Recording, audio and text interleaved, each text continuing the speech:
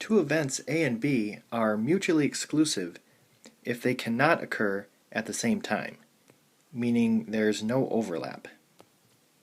Two events A and B are not mutually exclusive if they can occur at the same time.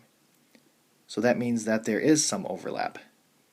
Are the following events mutually exclusive? A person's birthday is in September or October. And the answer would be yes, these are mutually exclusive because they can't happen at the same time. We can't have a birthday in September and October. A person lives in California or by the beach.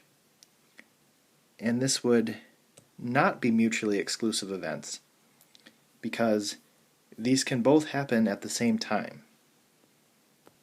So you do have people who live in California who don't live by the beach, and you do have people who live by the beach who aren't in California. Maybe they live on the East Coast. But there is some overlap because there are homes in California which are by the beach.